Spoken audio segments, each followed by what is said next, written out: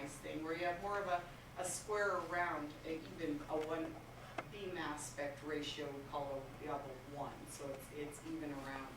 And put the near fields kind of in between, which is also nice when you're trying to do a bigger range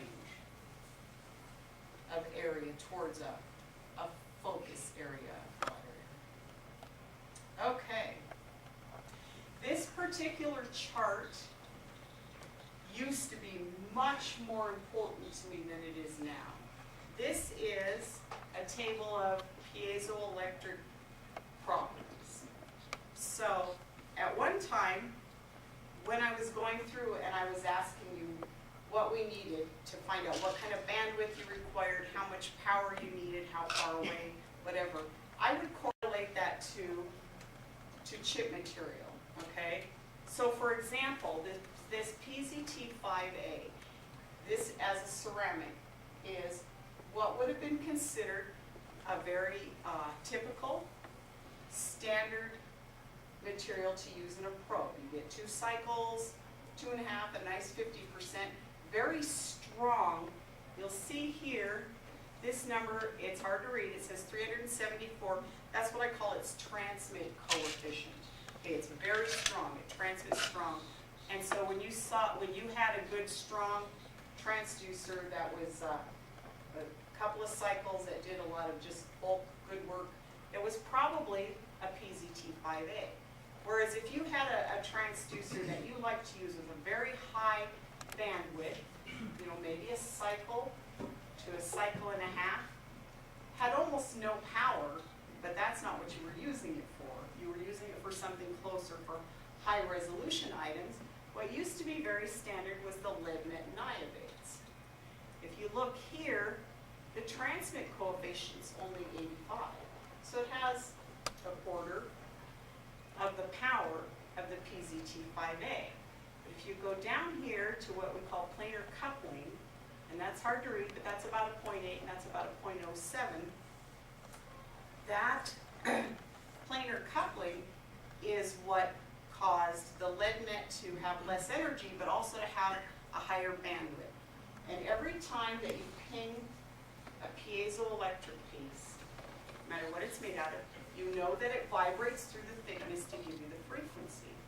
Well, all of them, to some extent, vibrate across the width, okay? So it's coupling across the width.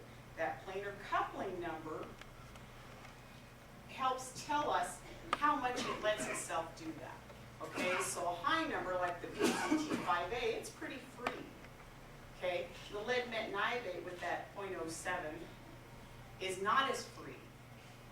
It's like naturally damped kind of, but it's not allowing that planar coupling to go back and forth. Have any of you ever looked at a scope and seen a baseline that was a little bit wavy like this? You don't see it as often anymore, but you see it. Okay, what you're probably seeing is some of the low frequency from a transducer with a high planar coupling. The way most of us do it, most of us meaning transducer manufacturers, is when you do use something like the PZT5A with a planar coupling number that's high like that, is use some kind of inductor, microhenry coil, maybe a resistor, to damp that. And when you use the microhenry coil, because the chip is a capacitor, then you're helping dump it, and it straightens that out. And you won't see that so much with the lead-met niobates because it's not doing the planar coupling, so you don't get that low frequency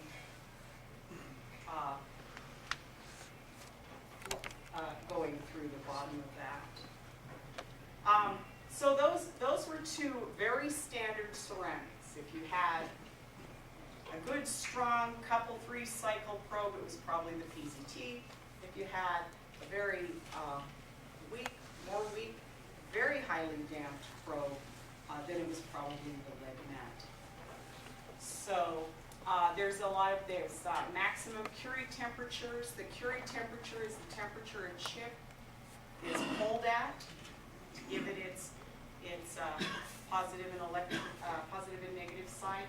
If you use a transducer for any length of time over 70 or 80% of that Curie temperature, that's when the element will begin to fail.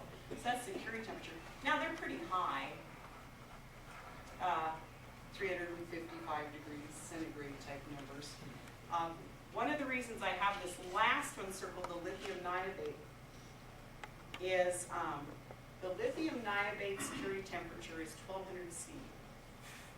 And so we do a lot of high temperature work, and we do use the lithium niobate, and we don't go to 1200 C, but we will do 1000 to 1200 Fahrenheit continuously, and we're able to do that because of that particular material. So, okay, so I showed you this. This is kind of the way it used to be type thing. A lot of companies still use the ceramics. I do have a couple customers, they don't like the piezo composites, but a lot of people have gone over to the piezo composites.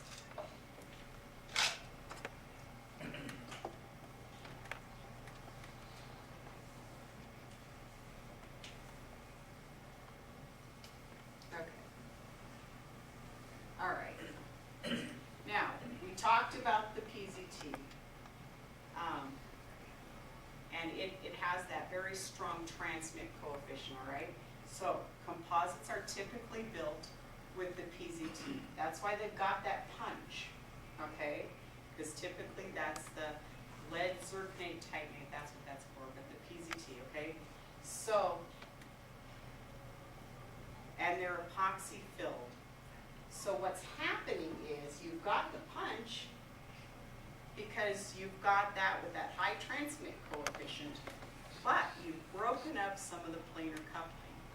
So by doing this, you've broken up some of that planar coupling, which is why so many of the piezo composites have a naturally higher bandwidth than the ceramics, okay? And so typically the spacing between these rods is based on the wavelength. That's why it's a little higher to get a good higher frequency piezo composite. And this is, there's the dice. I'm not an expert on how to build piezo composites, but the slice and dice type thing, or the shaping with the rods, okay, is one of the major, is a main way of doing it. Let me see. Okay, I'm going to go back real quick. Okay, this is a very standard method of doing piezo composites. And if you go online and you search for piezo composites, you can find all about the ratios, the 3 to 1, and some are 2 to 2, and the wavelengths and the spacing. But interestingly enough, we have found, because of a couple of vendors of ours that we've searched for, trying to find piezo composites, because the material is very difficult to get. Many of the transducer companies build it themselves.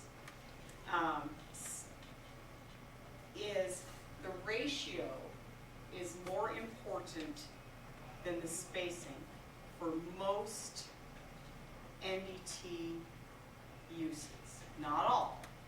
So there's another type of piezo composite, which we use very frequently, which is a random fiber. And it's very interesting because they've ground the ceramics into fibers and they've blended them with the epoxy.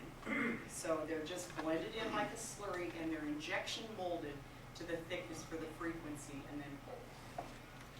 And it's incredibly much easier to make, because you're not facing the wavelengths, trying to get that wavelength spacing.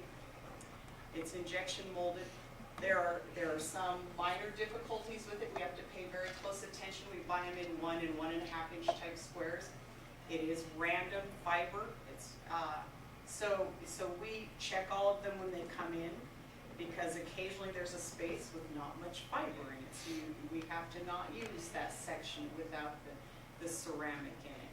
But overall, the slurry mixes very well. It's very even, and it's just interesting to me that you can go from this type of thing to an actual ground up ceramic mixed with the proper amount of epoxy and injection molded to the correct frequency and then hold. It's kind of cool.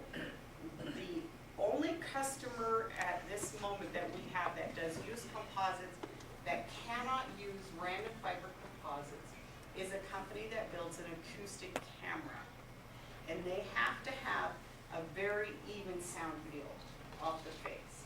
The random fiber is not completely even in strength. And they use the whole square. Most of the time when we're building transducers, we're cutting bits. And so that piece is very even, but it doesn't show up in the testing. You can't tell the unevenness once you're going through the steel and the wedge in the steel and et cetera. Perfect, completely comparable in normal NDT practice with this type. In all of them, we tested for like a year, going through all different trials. But the acoustic camera group has to have a more even, and so with them we still use exclusively the slice and dice. When you're looking for those fibers that you're talking about, you really have to get space for that. How do you look? Yeah, you have to use microscope. The only way otherwise to tell is with the kind of setup that the acoustic camera folks have, and they are able to do a pressure measurement and see where the spaces are, but you know what? We can't send those, off to one of our customers. They've got stuff to do. We do it visually. We have microscope, whatever, depending on the frequency that we're looking at, and we do check to make sure we're not using part of a chip. And that was interesting because that didn't immediately come to mind very early on when we started using the random fiber. A couple times we couldn't understand. We built these two units, identical in one, and then we started going off. So that was back 6-7 years ago when we started doing that, and we suddenly, how interesting. So we do inspect those when they come in. You calculate the near field the same for the transducers and different trans. Yeah, isn't that interesting? Yeah, you do. I have noticed, but I haven't done, taken the time to stop and really do a lot of research with it. But the area, for example, if you do immersion and you're reading the near field all through the first near field and into the third near field, it's a little longer. It's like, because, especially in the slice and dice, each of those little squares has their own set of near fields. And so what you've got is the whole thing working as one, but the smaller pieces working separately. So you get kind of a longer area than you might expect with a monolithic ceramic. Okay. Okay, so, but you all already knew this, it's a compromise because you can't use a transducer for every single thing that you do. You have to have a set of transducers to generally do the things that you're working on. So, selection is a compromise. You've got to pick the best frequency you can for what you're doing in the bandwidth, sound beam dimensions and shit.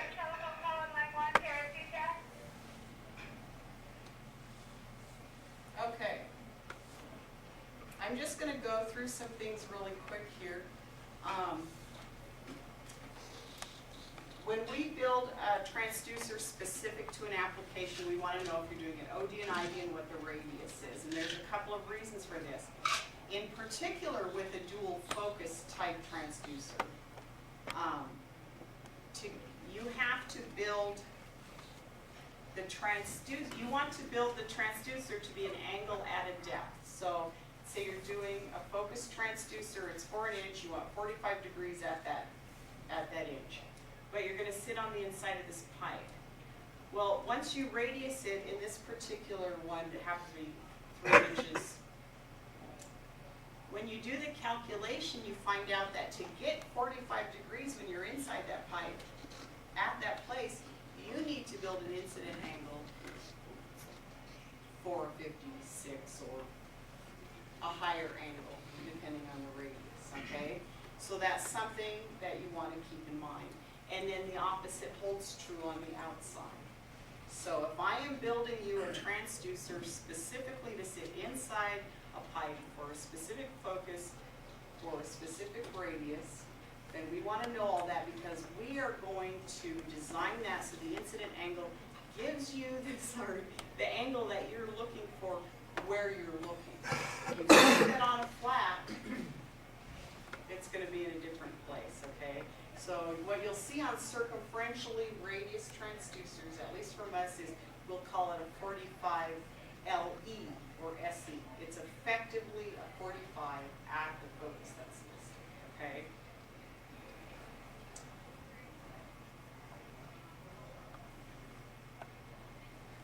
Okay. Now, this shows a dual, and you can see a pipe is just like a mirror or a lens, okay? So it's changing the focus. But how many of you have taken a shoe, an angle beam shoe, and just sanded it in real quick to try to do a test? People do it all the time. No one's going to volunteer that they've done that here. Okay, it doesn't matter if it's in dual. If you grab that shoe and you sand it in to match what you're doing and you screw your transducer into it, it's still a lens, either direction. So you're either going to be gathering that beam or spreading that beam, and you're going to change your signal response. As I usually have a couple people like this. Yeah, I've done that before. Do it, just know what you're doing to yourself, okay? That's all. If you're gonna do it, you have to do it. But just know you're gonna change things. And somewhat circumferentially, even with a single, well, you're still getting, even circumferentially, obviously you're getting the lensing, but you may have some angle differences. So you want to look at that, okay? But like I said, it's a compromise. You have the tools that you're working with because you can't, call me for everything. There's too much. Okay. As a general rule, a dual-focused angle beam transducer from the 6 dB points will be very good at 6 dB on either side. From about half its advertised focus to about two times its focus, okay? So in the 6 dB range, so that's pretty nice. You don't have to only use the 1-inch focused transducer at 1 inch. You've got a pretty good range there. But there's always one of those. You are going to get a little bit of a refracted angle error depending on the design angle and the focus.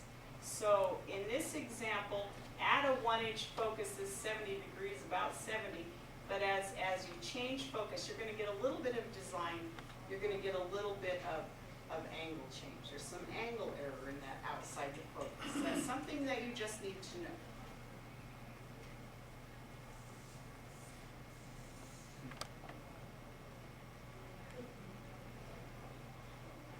Okay, so I know that when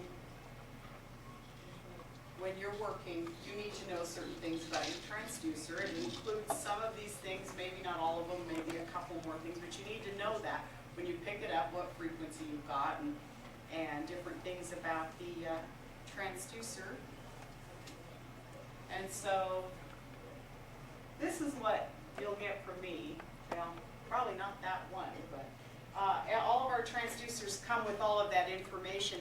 We do it 2 ways. We'll do it on, this was done on a steel radius, just a radius return. So we got a central frequency and a bandwidth.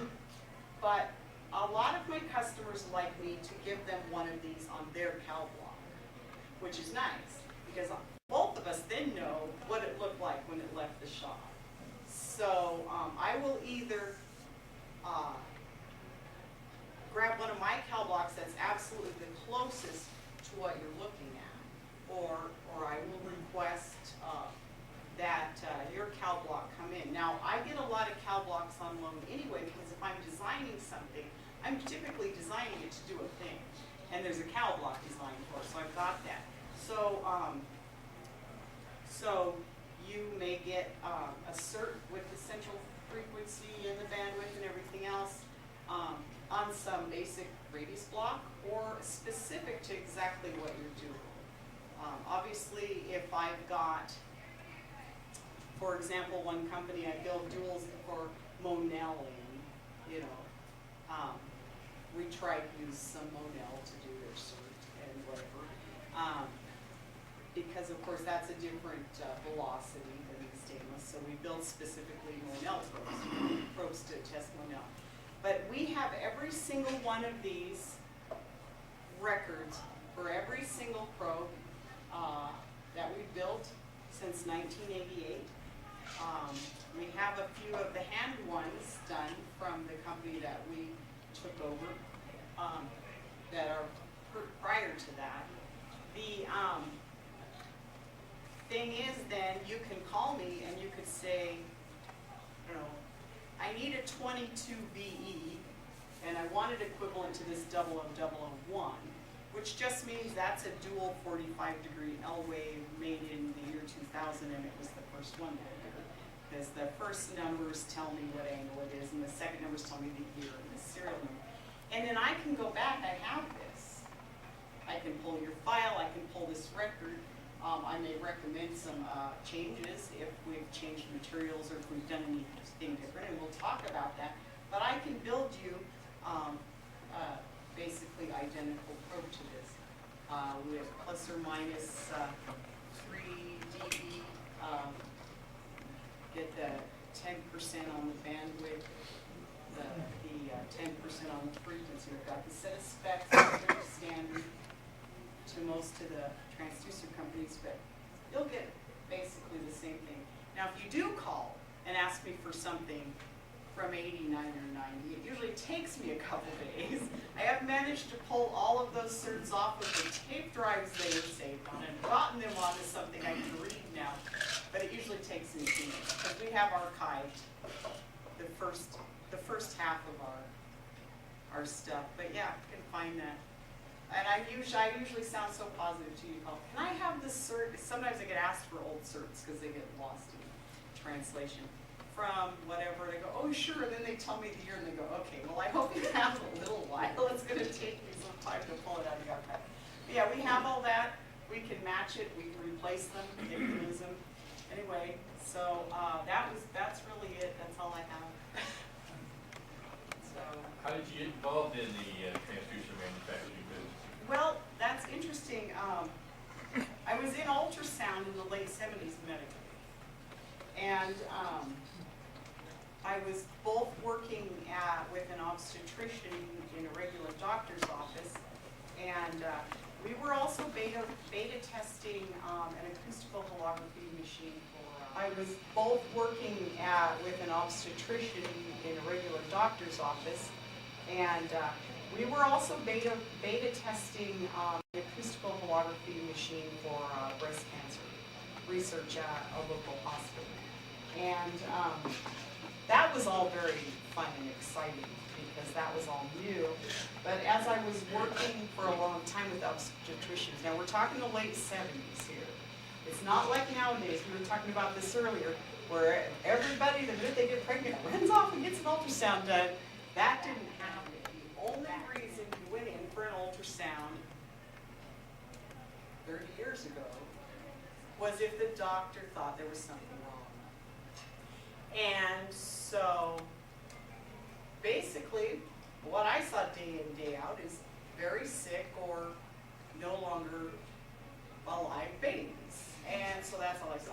So I didn't like that. That gets very difficult to do. And my husband and I moved with the kids, and he got his first teaching job. He got out of school, and I took a year or two off, raising the kids while we were in this little town. Came back, got back in with the medical stuff, because of course, you know, that's what I know how to do. And our community college had a 2-year NDT program out of it, and I thought, well, cool, ultrasound's ultrasound, and you can fix bridges. So I started taking those courses and working through the NDT, all the NDT courses at the community college there. And this this company that I run is my father's. He started it in my father's, as I said. He started it in '88, as I said. And I was doing other things, and finally he came to me and he said, I need more help, I don't have enough help. So I went there to him and started out, I did a little everything there, everything from actually assembly on the bench to, but I came in for characterization. He needed someone to help him certain test the transducers, make sure they were doing what they designed them to do, etc. And so I started there, and I just kept going to class, you know, taking classes. I love physics. That's one of my favorite things in the world, taking classes and training at work and learning about the designing and bringing that in. So now I get to do that sometime. So once you end up being president and stuff, they make you do the other administrative stuff, but I get to do the fun times stuff sometimes. And my dad, see, he pretended to retire. That just means I get to come in and do the fun part, and you get to do the rest. But that's good, because then he still gets to do what he likes to do. So that's his hobby, basically. So What's your father's name? Gary Langlois.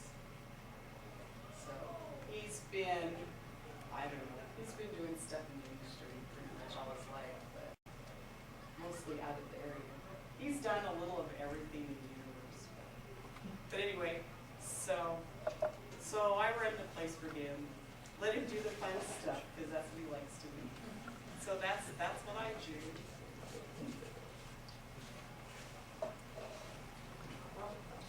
Gosh, no questions. I must just be either really dull and baffling or a genius you all got it. I don't know.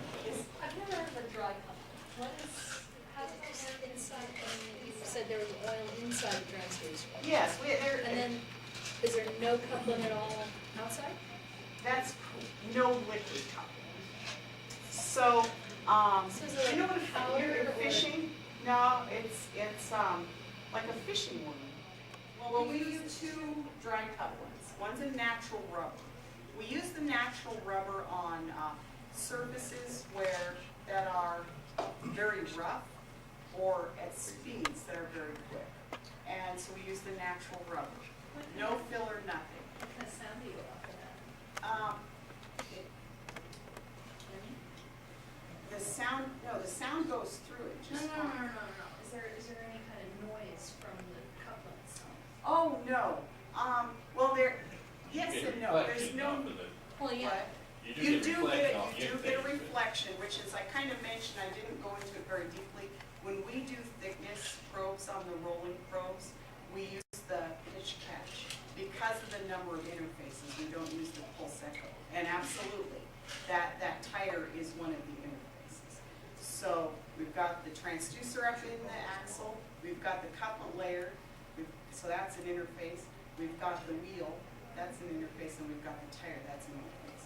We have two main dry couplers, the natural rubber, which requires about 20 pounds of pressure pressed against the part for it to wet well enough for the wet, used loosely, for the sound to go through. And also, compared to like a glycerin, you probably do have to add close to 20 dB of heat. Okay, but there are amplifiers that we can build in or build on the outside to make up for that. Not everyone needs one. But the natural rubber takes a lot of work to use as a dry coupler. The other material we have, we call plastisol, which is part of one of its two-part epoxy names, but it feels kind of like a fishing worm. Or like one of those toys that kids used to have where they slapped against the window and it would go tunk, tunk, tunk, like this. When you looked at it and you pressed it against the glass, it looked wet against it. Okay, so it was wetting against the glass. That's a very nice material as far as attenuation goes. So compared to a glycerin type situation, you maybe only have to go 10 dB, which is much too improved over the natural rubber. And you only need 3 or 4 pounds of pressure. You know, if I'm doing it manually, if I'm holding onto it, I'm just leaning on it, and if we make that out of stainless steel, it's already 3 pounds. So you just roll on. So it wets very easily, but it also snags very easily. You've seen that kind of material, like in the kids' toys. Well, if it grabs anything, it splits. So which is why for more smooth materials, it will also walk off. The part, so it's for the slower, so we've got the two. So, but yeah, it's, it can be used with regular liquid, the real pro, either with or without the tire on it. But there's a lot of people that like having that dry flexibility. So what are some of the non-standard applications that people have come and said, I have this need? Oh, gosh. Well, you know, a lot of those, they never tell us what it is. Like the one we're building right now, which I'm getting a lot of flack from my assembler. My best assembler is like this big. He's like 6'4" or 5". And he's really excellent at what he does. He can do anything you hand to him, except for right now he's telling me he is not going to be capable of building the 2 transducers that I left with him, which are the 3rd version of a prototype that Southwest Research is working on. If they told me what it was for, they'd have to kill me kind of thing. But anyway, it's being used through transmission. I know that much. And the elements themselves are 0.03 inches. And they're being bonded to, and they're 10-11 megahertz. They are composite, which is nice. They're being bonded to a stainless steel lens, so it's about 2 mils thick. And then put up in these 2 parts that then they're going to put in something and look through. That's how it goes. It's going to be about this far apart. So, I mean, sometimes this is all the kinds of information that I can get. So, but that's very interesting that he has said no sweat on the 40,000th chips, but when they dropped it to the 30,000th chips, he's like, I can't do this now. But we'll see. It'll probably be done. It's a little of everything. Typically what happens is people are having trouble because they're trying to get around on the inside of something, around bends or in a very small space. The applications aren't as exciting as the places they want to get into in their applications. And you've all heard of all the applications. You guys are doing most of it. But it's usually, how do I fit something in? Well, I had someone the other day that wanted to measure down the side of some threads, but it was from 40 feet away. And he had to know that he was centered on a thing. You know, that's the kind of weird stuff, you know? So you're like, okay. And he's talking, well, you know, a broomstick and a contact transducer. Okay, well, that's not quite going to get you in your exact center spot on this outside of this bolt. And so we figured out a fixture and figured out how to get it down there and how to hold it and turn it. Because here you've got a bolt with a hole in the middle, and you want to see the threads. So of course you've got to go like this around with the contact transducer and read down the threads. And if there's a crack, you stop seeing threads. They know that much. They've done it with the cow block, but they've got to go down. So you go around. So we've got to twist it like this, and it goes around. So then they call back and they go, you know, that hole might not be empty that you're using for the centering point. It's like, okay, now we have to do the same thing with a plugged up hole. Oh, and the thing that's plugging it goes up and out about this far, but we still don't know how far that is yet. So this is the kind of thing that we get phone calls. You know, it's, in the end, it's a contact transducer. On a broomstick, absolutely right. And the drawing my draftsman came up with, and she's a kick, looked like a plunger and an inverse plunger. So, you know, it's like, here we go. The transducer goes here on the end of this plunger thing. So that's what it looked like. Anyway, I think you were going to ask. Do you ever get into making like UMAT transducers or anything like We that? don't. We, quite a few years ago, we did a couple eddy current things, you know, but that was only because they were going in with one of our probes. It was being just to let the people who are experts at things go ahead and do what they're experts at. And we do We, every once in a while flirt with some instrumentation ideas, but we haven't gone there yet either.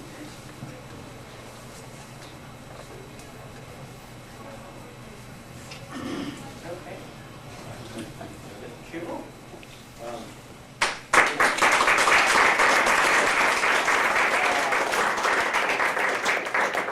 Repairing transducers.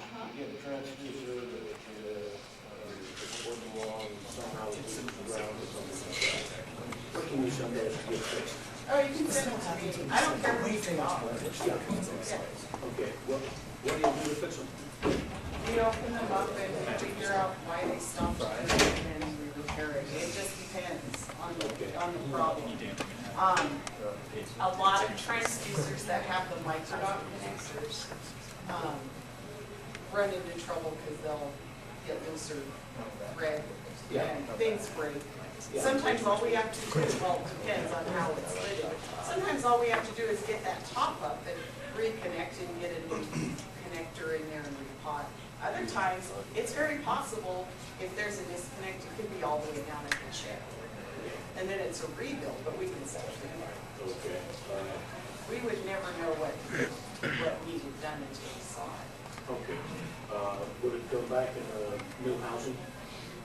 No. No, it would just be the same housing. Yeah. With the same. Yep.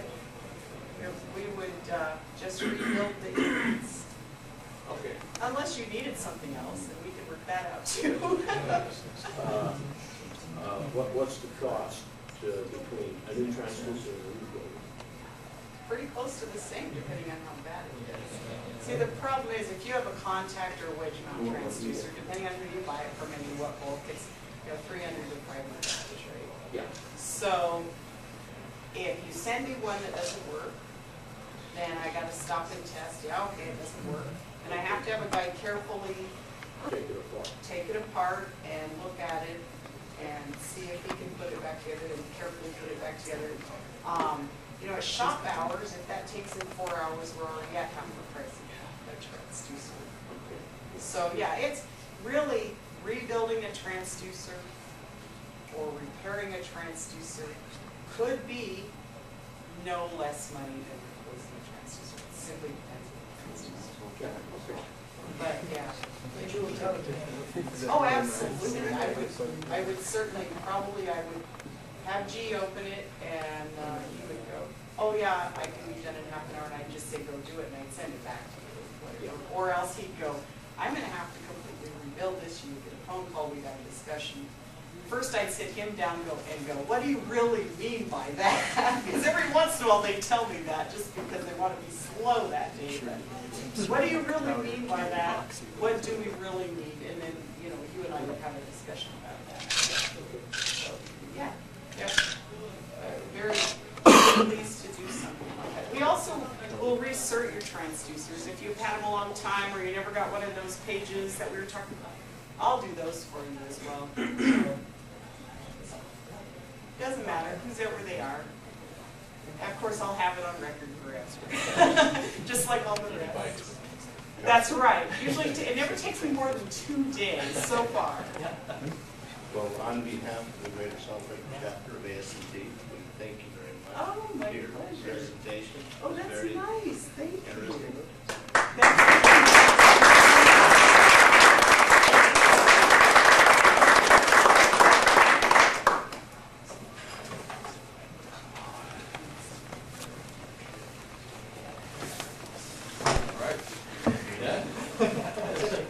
Hey, on the, we have a drawing, and just a reminder. You trust me to bring it to you. Yeah. Now, if you have any winning tickets, you want to get back to me, I'll take it this time. If you're interested in the forum, and you think we feel that tonight. Okay, cool. Let's get out the important stuff now.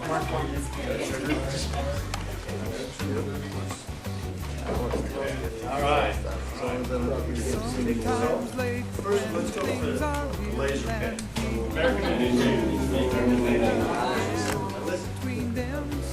This last four numbers. Sure. 2068. I wanted that sucker too. Everybody, I'll take this for it. 2068, right? There it is.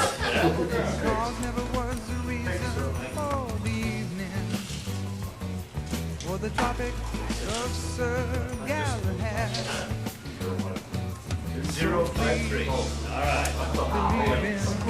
Just a line. When I simply round, fly stay right up in between down. So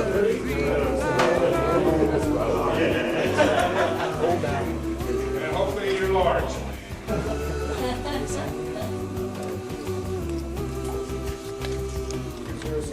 I never did give Who's that? that he You have two sides. didn't already have. And cause never was the reason for the for the tropic of Okay, it's time for the Sir ATK. Galahad. Hey, 2055.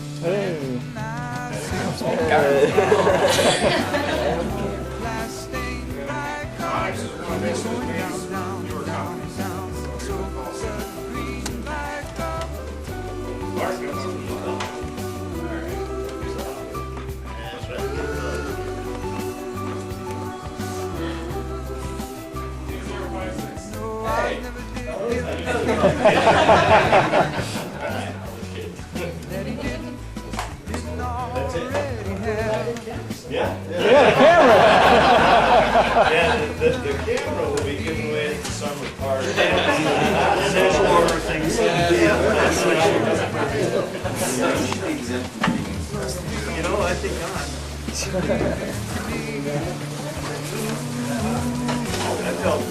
I felt this crowd last time. Stand up.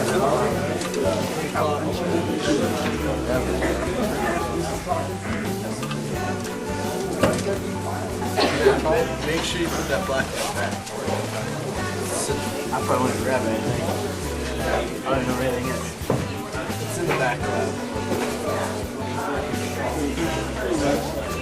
And you'll hate yourself.